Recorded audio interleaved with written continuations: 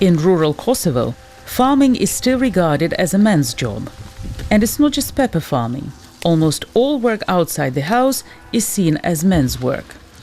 But Ardiana Shehu, from the village of Krusha and Vogel in southwest Kosovo, has been doing this job since she was 12. She's now 19.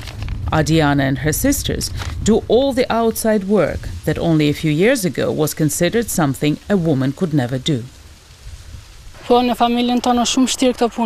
This work is very difficult because we are all women, and as there is no one else to do the work, we have to do it.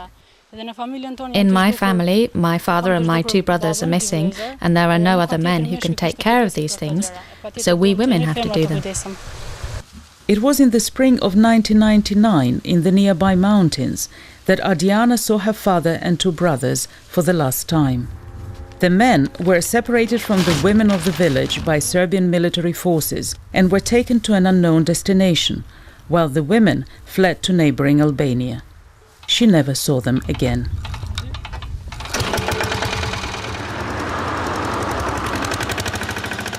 Since the end of the war 7 years ago, when Ardiana, her mother and her sisters returned to their houses, they have had to take on all the work that their father and brothers used to do. But in Krusha and Vogel, Ardiana's situation is not exceptional. Around 120 men, almost 70% of the total male population of the village, are considered missing. So far, only 6 bodies have been found. Witnesses claim that all of them were slaughtered, leaving the village inhabited almost only by women and children. Ardiana's cousin, Bedri Shehu, is one of the few men from Krusha and Vogel to survive. At the time of the massacre, he was studying in the capital, Pristina.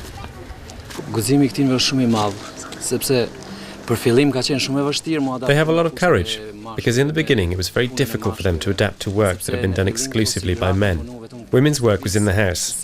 That has been the custom for generations. But as time passed, they realized that they could not survive without working, and so they committed themselves to it and found the courage to carry on.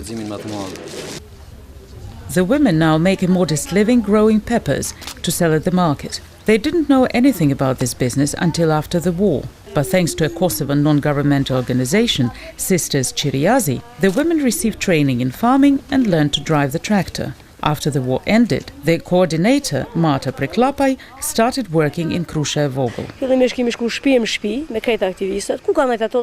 First I went from house to house with all my staff. We stayed with the women and ate with them too.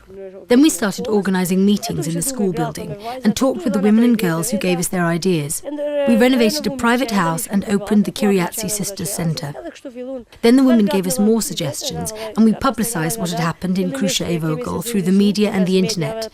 Through this exposure, a lot of donors came. It was the women themselves who came up with the ideas for the training courses. The Chiriazi sisters didn't just teach the women of Krusha about farming and how to drive, they also taught them other professions.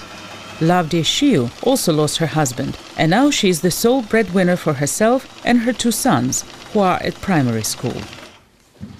If I hadn't learned how to be a tailor, I wouldn't have been able to survive. I wouldn't have been able to support my family. My children wanted to go to school, and I would have let them down. In Kosovo today, around 60% of the population are women, but only 30% of them are part of the general workforce. On average, they are paid 4 times less than men. Very often, those of us who are working towards gender equality and on gender issues are seen as feminists and only working for women. We work for both genders. Without prosperity for men and women alike, Kosovo cannot develop. Despite this huge tragedy and all the difficulties that they've been through, the children in the village look happy. This would not have been achieved without the love, courage and hard work of their mothers, the women of Krusha.